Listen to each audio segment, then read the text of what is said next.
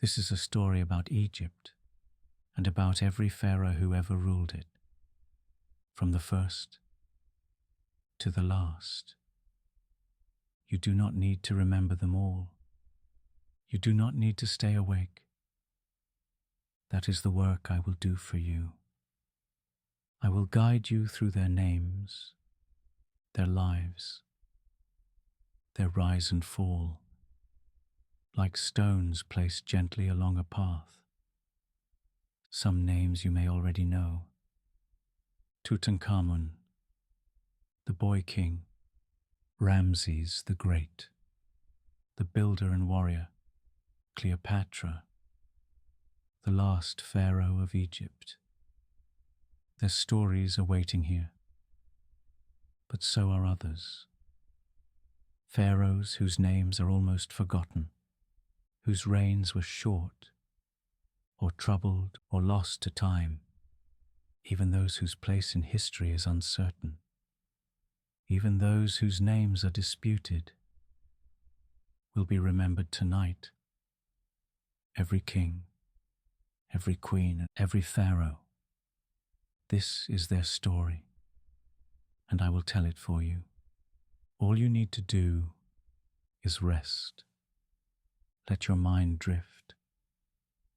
Let your body sink deeper.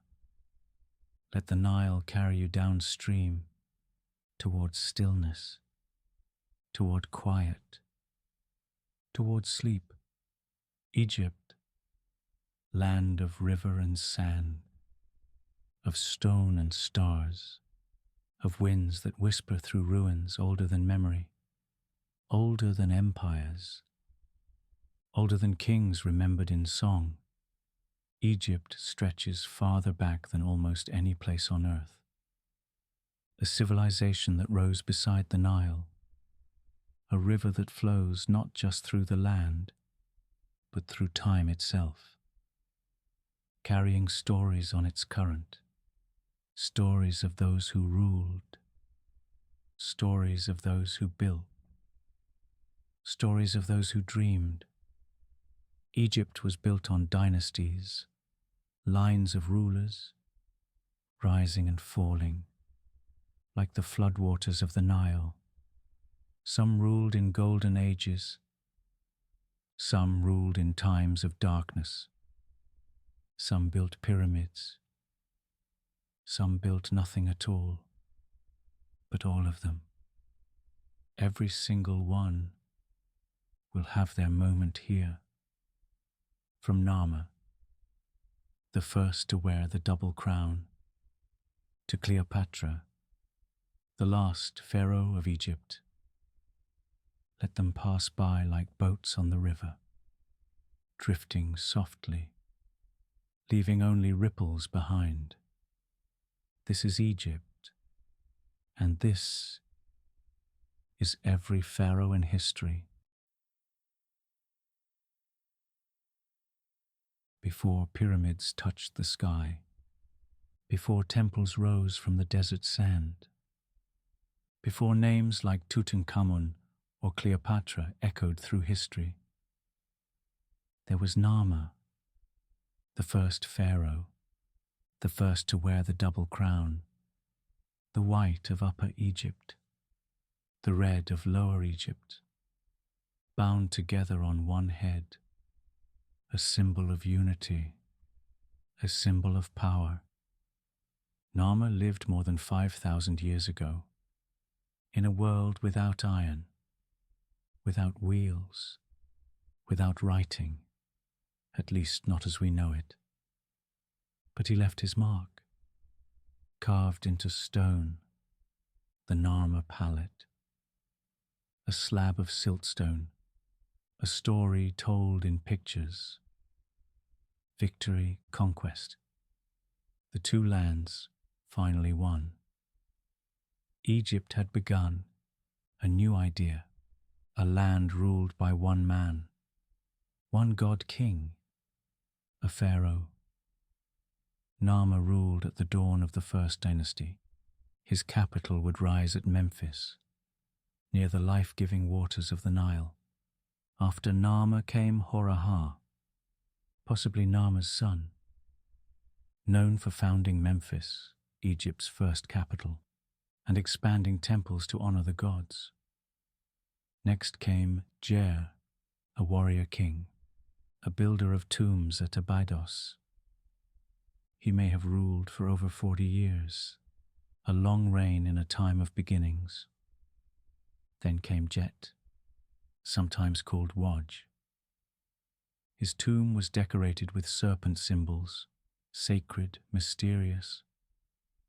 After Jet came Merneith, a woman, possibly the first female ruler of Egypt. Her name appears on seals and tomb goods. Some believe she ruled as regent. Some believe she ruled as pharaoh. Either way, she holds her place in Egypt's long story. Then came Den, a powerful king, sometimes called the first pharaoh to wear the double crown. His reign saw prosperity and innovation. He was buried at Abydos, with the earliest staircase tomb entrance known in Egypt. Next was Anegib. Little is known of him. His reign may have been brief, possibly troubled by internal strife. Then came Semerkhet. His name means companion of the gods. But ancient king lists describe his reign as a time of disaster. Records suggest famine or political unrest. Finally came Qua, the last king of the first dynasty. He reigned for over 2 decades.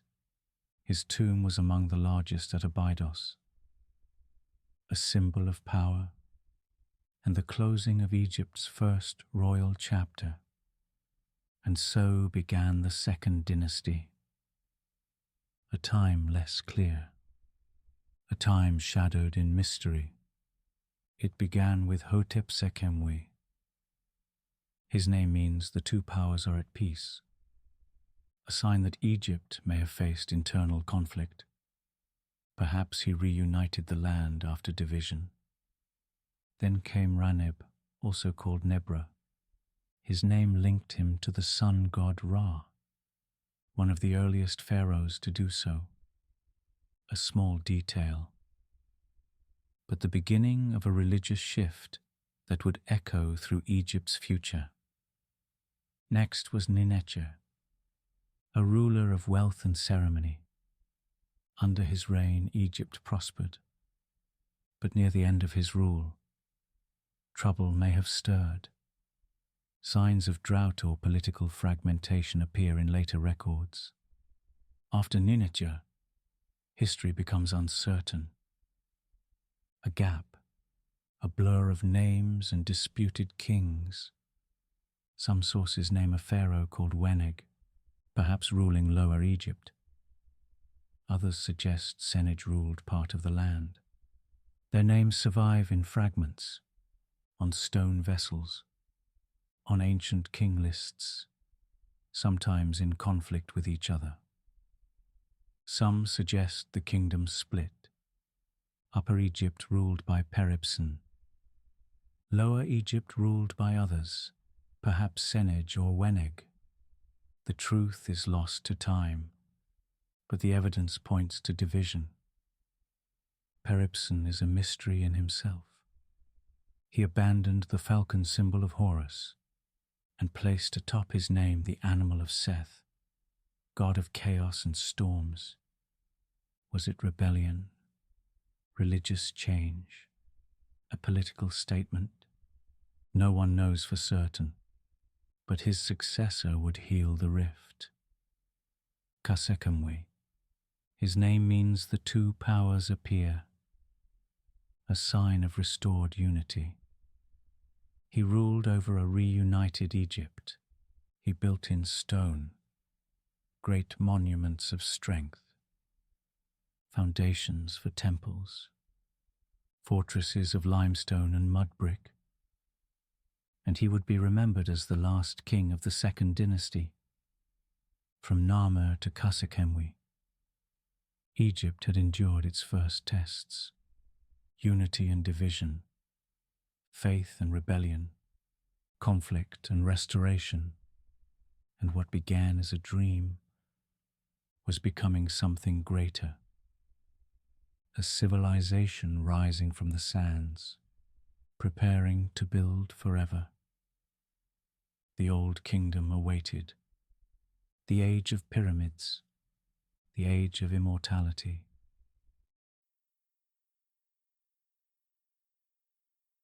Egypt was rising, stone by stone, dream by dream. The Nile flowed steady, and the kings of Egypt began to build for eternity. This was the Old Kingdom, the age of pyramids, the age of immortality. It began with Dynasty 3. The first king was Sanecht, a shadowy figure. Little is known of his reign. Some believe he ruled for nearly 2 decades.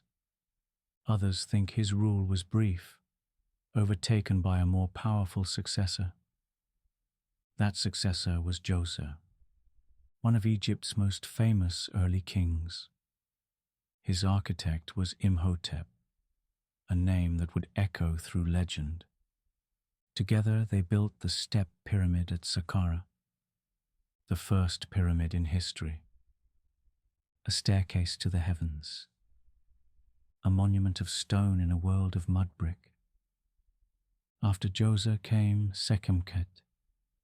He began to build another step pyramid, but his reign was short. His pyramid remains unfinished, buried beneath the sands. Then came Kaaba, another builder of step pyramids, possibly the layer pyramid at Zayet el Aryan, a king of mystery. His reign shrouded in time. Finally came Huni, the last king of the third dynasty. Little survives of his rule, but he laid the foundation for what would come next. For a new dynasty was rising, and with it, the true pyramids of Egypt. Dynasty 4. It began with Sneferu, perhaps Egypt's greatest builder. He constructed at least 3 pyramids. The bent pyramid, its angle changing midway. The red pyramid, Egypt's first true smooth-sided pyramid. A king remembered not for conquest, but for architecture, for vision. His son was Khufu, a name known across the world. The builder of the Great Pyramid at Giza, a monument taller than dreams, a tomb grander than imagination. Little else is known of Khufu the man, but his pyramid endures, a mountain of stone beneath the Egyptian sun. After Khufu came Djedefre. He ruled away from Giza, building his pyramid at Abu Rawash. His reign was brief, but marked by ambition. Then came Khafre, the builder of the second pyramid at Giza, and perhaps the great Sphinx, his image watching the desert for eternity. After Khafre came Menkaure. He built the smallest of the 3 pyramids at Giza. His reign is remembered for kindness in ancient stories, a gentle king, a contrast to his mighty ancestors. Then came Shepseskaf. He broke tradition, building a mastaba, not a pyramid, for his tomb. Perhaps a sign of changing times or changing beliefs. And so ended Dynasty 4. Dynasty 5 rose with Userkaf. He began a new focus, not on pyramids alone, but on the sun god Ra. He built sun temples alongside tombs. Then came Sahure, a king of trade and prosperity. His fleet sailed to distant lands, bringing goods and wonders to Egypt. After him came Neferir-Kare-Kakai. His reign saw peace and building projects. including one of the first examples of papyrus documents. Then came Shepsiskare, a disputed king, known only from later king lists. His reign was likely short. Then came Neferefre. His pyramid was left unfinished, a king whose rule ended too soon. Then Usere-ini. He completed temples left unfinished by his predecessors, and built his own sun temple, grand and gleaming. Then Menkaure-Kayu, a king of few surviving records, but his pyramid at Saqqara remains. Then Djedkare-Sesi. His long reign brought stability, trade flourished, artistry grew. Finally came Unas, the last king of Dynasty 5, famous for the pyramid texts, sacred spells carved into the walls of his tomb. The earliest religious texts in Egypt, words meant to guide the king in the afterlife. Dynasty 6 began with Teti. He faced conspiracies within the palace, but his reign endured. Then came Userkare, a mysterious figure. His rule may have been brief, or a usurper's reign. Little survives of his deeds. Then Pepi I, a powerful king. He expanded trade and married strategically, linking powerful families to the crown. After him came Meronre I. He ruled alongside his father, and later alone. He led expeditions deep into Nubia.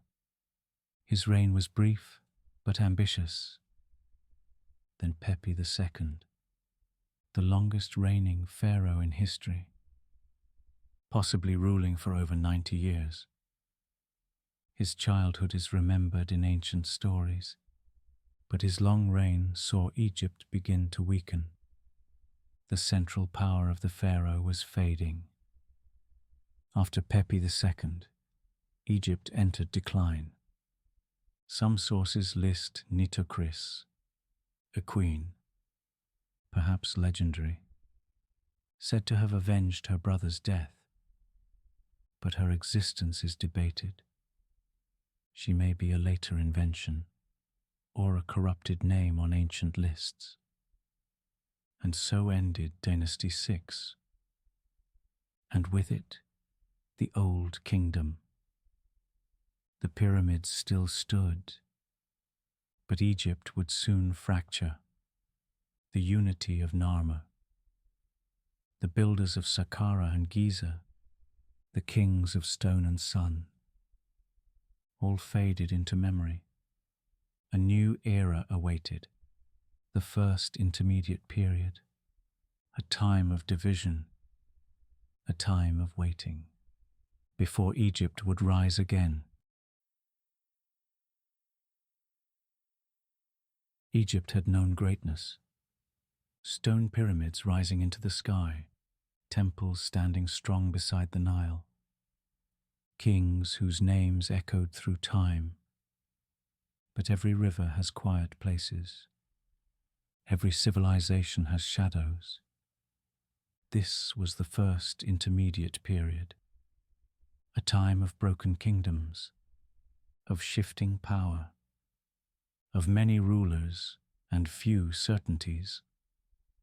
The old kingdom had ended, and with it, the strong rule of the pharaoh. Egypt splintered. Upper Egypt, Lower Egypt. Cities rising against cities. Families claiming the crown, and yet, the story of every pharaoh continues. Their names are scattered, faded, sometimes disputed, but tonight we will remember them all. Dynasty 7 began, a dynasty shrouded in mystery. Ancient sources claimed it had 70 kings in 70 days, a time of chaos, a kingdom broken into pieces. Modern historians doubt these numbers, but the story remains a symbol of collapse. 70 kings, or perhaps only a few, their names lost, their reigns forgotten. But their place in history endures. Then came Dynasty 8, the kings of Memphis, trying to hold Egypt together. Their names survive on ancient king lists, some clear, some uncertain. Neferkare I, known only by name, Neferkare Nebi. Little else remains. Jidkare Shemai, a shadow in history. Neferkare Kendu. His story is gone. Merenhor, a king of uncertain reign. Neferkamin Anu, another fleeting ruler. Kakare Ibi. His pyramid survives at Saqqara, small, quiet, a reminder that even in decline, Egypt built for eternity. Neferkare II, almost nothing is known. Neferkare III, a name on a list. Neferkare IV, another in the line of fragile kings. Nebiet, his reign is lost. Neferkare V, a fleeting shadow. Neferkare VI, the names blur together. Neferirkare, trying to hold power in a world unraveling. Then came Dynasty 9. A new line rose at Heracleopolis, a city in Lower Egypt, far from the splendor of Giza.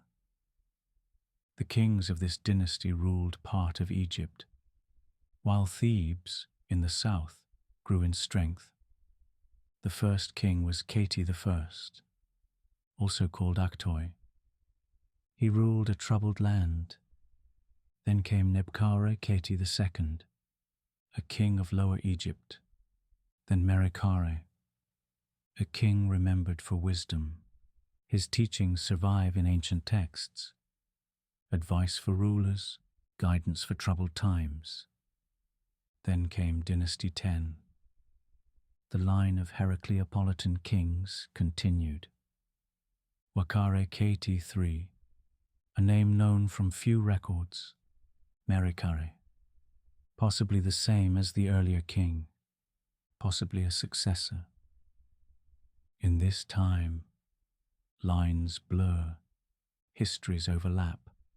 Other kings are listed, their names uncertain, their reigns brief. Kings who ruled parts of Egypt, while the south, in Thebes, waited. Then rose Dynasty 11, a new line from Thebes, the rulers who would reunite Egypt. It began with Mentuhotep I, a local governor who claimed royal power. Then came Intef I, ruler of Thebes, challenger to the north. Intef II, a king who expanded his rule, battling the rulers of Heracleopolis, claiming more of Upper Egypt. Then Intef III, continuing the fight, building alliances, strengthening Thebes. Then came Mentuhotep II, one of Egypt's great unifiers. He defeated the kings of the north, reuniting Egypt under one crown. He built a grand temple at Deir el-Bahri, a place of beauty and memory. Finally came Mentuhotep III, a king who stabilized Egypt, who sent expeditions across the land, who prepared the way for future glory. A king of uncertain reign. Some say he was overthrown, some say he ruled quietly. But his vizier, a man named Amenemhat, would soon rise higher still. A new dynasty was coming, a new chapter for Egypt. The Middle Kingdom awaited, a time of strength, of beauty, of renewal. But every pharaoh of the first intermediate period, from the shadows of Dynasty 7 to the unifier of Dynasty 11, has had their place tonight, their moment in the long story of Egypt. Egypt had been divided, torn between rival cities.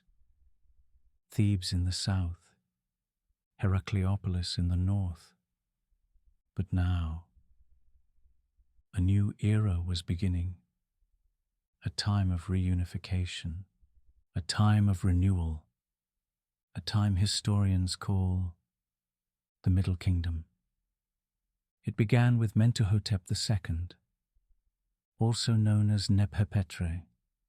He defeated the northern rulers, reunited Egypt, and built a grand temple at Deir el-Bahri. His reign marked the start of the Middle Kingdom.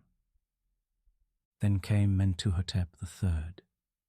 He continued his father's policies, sent expeditions to Punt, and strengthened Egypt's borders. Next was Mentuhotep IV. His reign is less certain, omitted from some king lists, but inscriptions at Wadi Hammamat attest to his rule. His vizier, Amenemhat, would soon rise to power. Amenemhat took the throne, possibly after Mentuhotep IV. He moved the capital to Ichtawi and began a period of prosperity. His son, Senusret I, co-ruled with him. Known for his building projects and military campaigns into Nubia, Amenemhat II followed. His reign was peaceful, trade flourished, and Egypt's influence expanded. Then came Senusret II. He developed the Fayum region, improving agriculture and building a pyramid at El Lahun. Senusret III succeeded him, a warrior king. He campaigned deep into Nubia and built massive fortresses along the Nile. Amenemhat III reigned next. His rule was marked by prosperity. He built the Black Pyramid and expanded mining operations. Amenemhat IV followed. His reign was short, but he continued his predecessor's policies. Finally, Sobekneferu took the throne, the first confirmed female pharaoh. Her reign lasted nearly 4 years and marked the end of a golden age. The 13th dynasty saw many rulers. Some reigned for years, others for months. Records are sparse, but we remember them. Sekemre Kutawi Sobekotep I, possibly the founder of the dynasty. Sonbef, a brief reign. Little is known. Amenemhat V, also called Sekemkare. His pyramid was discovered at Dashur, Ameni Kemau. His pyramid was found at southern Dashur. Hotepibre Kemau Siharna Jeritev, a short reign. Few records survive. Yufni reigned for a few months. Amenemhat Hatodik, also known as Siankibre. His reign is poorly attested. Nerikare, known from a single inscription. Sekemre Khutawi Kabau. His reign is uncertain. Jetkeperiu, possibly ruled concurrently with Kabau.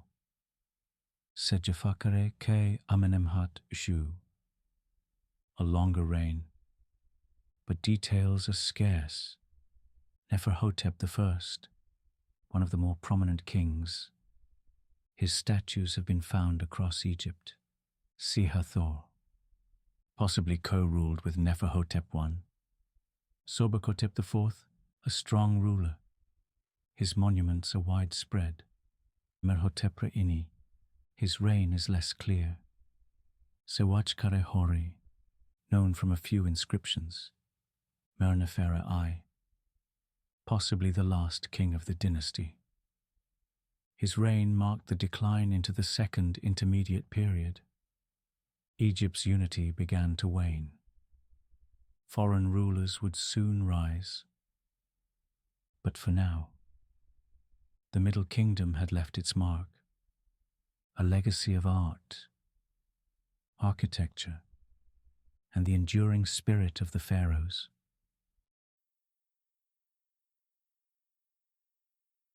Egypt had been whole, then it fractured. The Nile still flowed, but the crown was worn by many. This was the second intermediate period, a time of division, of foreign kings, of scattered reigns, of names nearly lost to time. Yet tonight, we remember them all. In the Delta, a new line emerged, the 14th Dynasty. They were rulers of foreign descent, likely Semitic, governing the eastern edges of the land. Most ruled briefly, some only in name, many left behind only fragments. But their names still whisper through stone and scroll. Yakbim Sekayenre, Yakamu Nubwasere, Kare Khawasere, Amu Ahotepre, Sheshi Maibre, Nehesi Asehre, Kachereure, Nebefaure, Sehebre, Merjefare, Sewajkare III, Nepjefare, Febenre, Nepsenre, Sekeperenre, Jedkereure, Sankibre II. There are at least 5 others whose names have not survived in full. Their inscriptions broken, their legacy hidden. But they too were Pharaoh. In the north, a new power rose, the Hyksos, foreign kings in the land of the Nile. They ruled Lower Egypt and established the 15th dynasty. Salatis, Sakirhar, Kian, Apepi I, Apepi II, Kamudi. They ruled from Avaris. They brought new gods, new customs, new ideas, but also tension, a challenge to tradition, a challenge to Thebes. In Upper Egypt, native kings still reigned. Their hold was smaller, their power more fragile, but their will remained. These were the pharaohs of the 16th dynasty: Jehuti, Sobekotep VIII, Neferhotep III, Mentuhotepi, Nebiriau I, Nebiriau II, Semenenre, Bebiank, Sekemra Shedwaset, Dedumos I, Dedumos II, Mentuemsaf, Mentuhotep VI, Senusret IV, Pepi III, Nebmatra. They are less remembered. Some reigned only months. Some ruled in opposition, but all held the crown, however briefly. Then came the 17th dynasty. Thebes gathered strength, and pharaohs once again fought for Egypt. Rahotep, Sobekemsaf I, Intef VI, Intef VII, Sekenenre Tao, Kamose. They resisted the Hyksos, reclaimed cities, rebuilt temples, died in battle, or passed the torch to those who would finish the fight. This was a time of shadows, of broken records, of pharaohs whose names exist only in part or not at all. But every ruler remembered here tonight, even the faintest among them, was once called Pharaoh, and soon A new age will rise, bright, unified, golden. The new kingdom awaits. Egypt rose again, stronger, bolder, brighter. The Hyksos were gone. Thebes stood proud, and the pharaohs of Egypt entered their greatest age. This was the new kingdom, a time of empire, of golden temples, of names etched deep into eternity. It began with Ahmose I, the conqueror of Avaris, the liberator of the Nile. He drove out the Hyksos and restored Egypt's unity. His reign opened the door to glory. Then came Amenhotep I, a builder, a god-king remembered with reverence. He was worshipped long after his death, a symbol of justice and renewal. Then Thutmose I. He expanded Egypt's borders far into Nubia and the Levant. He began work in the Valley of the Kings, a sacred resting place for rulers to come. Next was Thutmose II. His reign was brief, but it prepared the way for one of the most remarkable rulers in all of history, Hatshepsut, a woman, a pharaoh. She wore the false beard, claimed the titles, and ruled with confidence. Her temple at Deir el-Bahri rises in quiet beauty against the cliffs. Then came Thutmose III, stepson of Hatshepsut, called the Napoleon of Egypt. He led 17 military campaigns, extended Egypt's reach further than ever before. Amenhotep II followed, a strong man, athletic, commanding. He kept the empire stable and intact. Then Thutmose IV. He left behind the dream stele between the paws of the Sphinx, a story carved in stone, a promise from the gods. Next came Amenhotep III, the Magnificent. His reign was one of wealth, diplomacy, and peace. He built vast temples, statues of himself towering toward the sky. He was loved and adored as a living god. Then his son, Amenhotep IV. But he changed everything.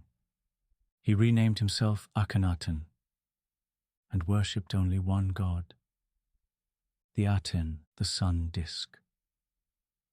He moved the capital to Akhetaten, a city that rose fast and fell just as quickly. His queen Nefertiti stood beside him, powerful, radiant, and possibly Pharaoh herself for a time. After Akhenaten came Smenkhkare, a shadowy figure, possibly a brother, possibly Nefertiti in disguise.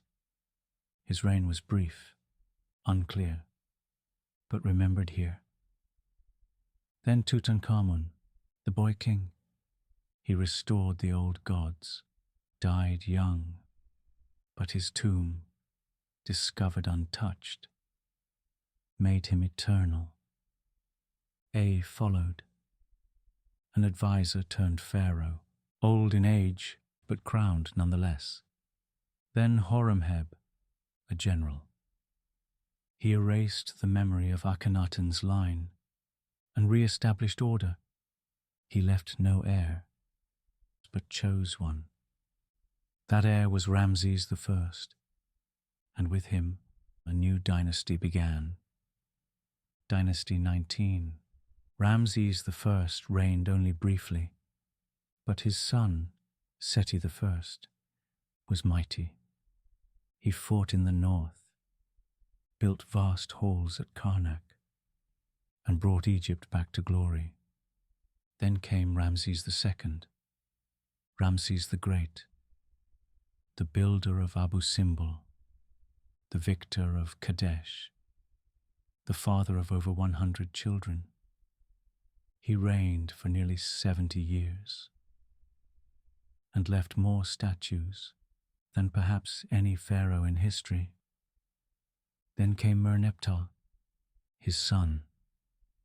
He defended Egypt from the sea peoples and left behind the earliest mention of Israel, carved into stone. Amenmesse followed, possibly a rival to Seti II. His claim was brief and contested. Then Seti II, a reign of confusion and division. He was followed by Siptah, a boy king with a clubfoot, guided by his stepmother Tawasret. Tawasret ruled after him, a queen again. She claimed full kingship, but Egypt would soon fall into instability. Dynasty 20 began with Setnacht, a strong man. He restored order and founded a new royal line. Then Ramses III, the last great pharaoh. He repelled invasions, built magnificent temples, but was murdered in a conspiracy from within. Ramses IV, a short reign, marked by ambitious building. Then Ramses V, his rule saw plague and shrinking power. Ramses VI, buried in the Valley of the Kings. His tomb, later, would protect that of Tutankhamun. Ramses VII, Ramses VIII, Ramses IX, Ramses X, Ramses XI. One by one, their power waned. Their names grew smaller. The temples crumbled, and the age of empire came to an end. But every pharaoh of the new kingdom, from Ahmose to Ramses XI, has now passed before you. Each one carried the crown, each one shaped the Nile's story. And though the golden light fades, Egypt still waits. The next chapter begins. In silence, the third intermediate period rises next. The age of empire had ended. The temples stood, but the gold had faded. The power of the pharaoh was no longer absolute. Egypt entered a time of transition, of rival thrones, of priest kings and foreign lords. This was the third intermediate period. The 21st dynasty began in Tanis, in the north. But in the south, Thebes was ruled by high priests of Amun. Egypt was one land, but with two powers. Smendes I took the crown in Tanis, a former general. He claimed legitimacy through marriage. Amenemnesu followed. Little is known of his reign, a shadow between brighter names. Then Susenes I, a powerful king. His silver coffin gleamed beneath the sands of Tanis, one of the few intact royal tombs ever found. Amenemope followed, peaceful, quiet. His tomb shared space with the gods. Then Osorkon the elder, of Libyan descent, a sign of Egypt's changing face. Siamun followed. His deeds are carved in stone at Tanis. Then Susenes II, the last of the dynasty, and the bridge to what came next. The 22nd dynasty rose with Shoshenq I, another Libyan. He unified north and south and marched into Judah. His name carved on temple walls in Karnak. Then Osorkon I, His reign saw wealth, but growing regional power. Takelot I followed, but his control over Thebes was weak. Osorkon II brought beauty. He built the great hall at Bubastis, then Shoshenq II. Possibly a co-regent. His reign debated. Takelot II followed. His power challenged in the south. Then Shoshenq III, his reign long, but marked by fragmentation. Shoshenq IV, a ruler of Lower Egypt. Pami came next. His name means the cat. He ruled in Tanis. Then Shoshenq V, followed by Osorkon IV. His reign was diminished. He ruled in name more than power. Meanwhile, in Leontopolis, the 23rd dynasty ruled. Parallel kings in a parallel Egypt. Pedubast I, then Shoshenq VI, Osorkon III, Takelot III, Rudamon, Uput II. Their names overlap. Their reigns are tangled. Some ruled jointly, some only in title, but each wore the crown. In the delta, another line emerged, the short-lived 24th dynasty, Tefnach I, a prince of Sais. He claimed Lower Egypt, then Bakanranef. His rule ended in fire, burned alive by a foreign conqueror. That conqueror came from the south, from Nubia, from Kush. The 25th dynasty, the Black Pharaohs, kings of Kush who ruled all of Egypt. Pie. He conquered the north, but ruled from Napata. He revered the gods and respected tradition. Shabaka came next. He absorbed the delta and preserved the wisdom of the past by copying ancient texts into stone. Then Shebitku, then Taharka, a builder, a warrior, a pharaoh of great vision. He fought the Assyrians and rebuilt temples long neglected. Finally came Tanutamun.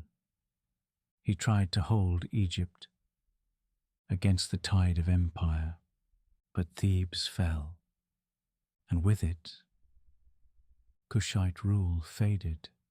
The third intermediate period was a time of many crowns, many kings, overlapping reigns, priests and generals, brothers and sons, but all were pharaoh. All held the title, all stood in the long line that began with Narmer.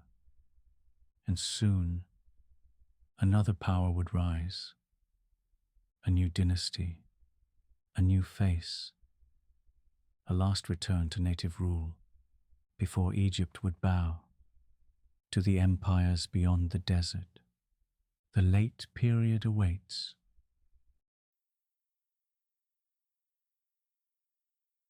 Egypt had bent, but had not broken.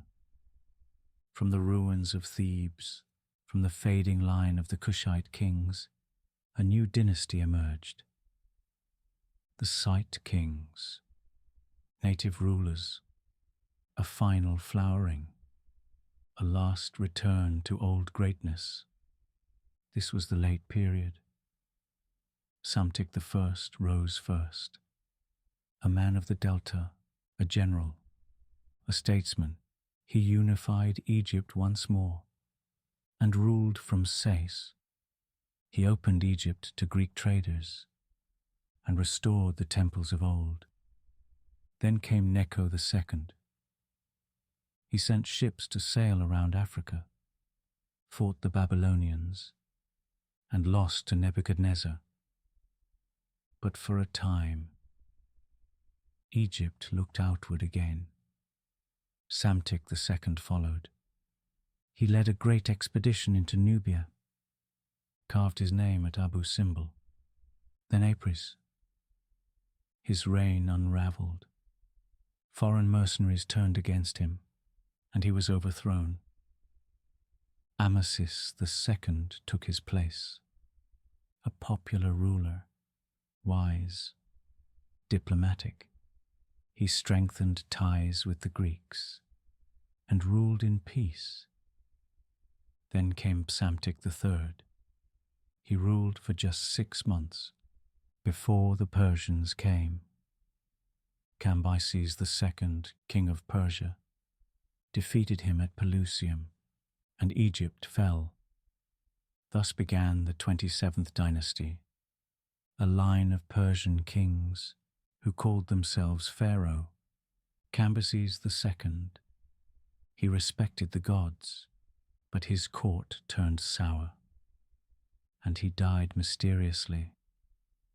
Then Darius I, a builder, a lawgiver, he restored temples and ruled wisely. Xerxes I followed. He raised taxes, stirred discontent. Artaxerxes I, then Darius II, each ruled from afar. Egypt was a province, but still dreamed of freedom. That dream returned with Amyrtaeus, a rebel from Sais. He overthrew the Persians and founded the 28th dynasty. He was the only king of that line. One man, one moment. But it mattered. The 29th dynasty came next. Nepherites the first, then Hakor, then Nepherites the second. Short reigns, but Egypt was Egyptian once again. Then the 30th dynasty, the last native dynasty of Egypt. Nectanebo I, a general, a reformer. He built temples and fortified the delta. Then Teos. He invaded Persia, but lost support at home. Finally, Nectanebo II, the last native-born pharaoh. He resisted Persia until the very end, and then he vanished into exile. The Persians returned, Artaxerxes III, then Arses, then Darius III. They ruled as the 31st dynasty, but their days were numbered. A new power rose in the west. A man from Macedon, young, ambitious, unstoppable. Alexander. But before his name takes the throne, the line of pharaohs must pause. Because from Narmer to Nectanebo, from Sais to Memphis to Thebes, we have named them all, even those who ruled from far away, even those whose reigns were brief, even those remembered only in fragments of stone. All wore the crown, all stood beneath the sun, all were Pharaoh. The Greeks will come, the Ptolemies will rise, and Egypt will change once more. But the final chapter is still to come. The age of pharaohs, thousands of years old, was ending. A new power swept in.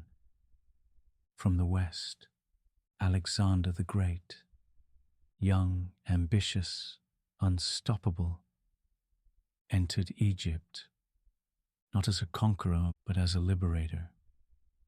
He was crowned pharaoh in Memphis, a god in human form, honored by the priests and welcomed by the people. But Alexander would not stay. He turned east, chasing further dreams. He died young, far from the Nile. His empire split like so many before it. But in Egypt, a new line of rulers rose. The Ptolemies, Macedonian Greeks taking the ancient crown. First was Ptolemy the First Soter, a general, a friend of Alexander. He founded a new city, Alexandria, that would become a beacon for scholars and traders alike. Then Ptolemy the Second Philadelphus. He made Alexandria a jewel, filling its library with the wisdom of the world. Next came Ptolemy the Third Euergetes, a strong king. He ruled with justice, his reign marked by prosperity. Ptolemy the Fourth Philopator followed. He loved music and feasts, more than war. Under his rule, the kingdom began to falter. Then Ptolemy the Fifth Epiphanes. He ascended the throne as a child. His decree, the Rosetta Stone, would one day unlock the secrets of ancient Egypt. Ptolemy the Sixth Philometor followed. He and his brother Ptolemy the Eighth feuded for years, a kingdom divided by blood. Ptolemy Seventh. Neos Philopator, sometimes overlooked, may have ruled only briefly. His reign a shadow. Ptolemy the Eighth Euergetes II, called Physcon, ruled long and ruthlessly, alternating power with his queen and rivals. Ptolemy the Ninth, Soter II, known as Lathyros, a time of civil strife. Ptolemy X, Alexander I, he seized and lost the throne. Turmoil and intrigue, hallmarks of this age.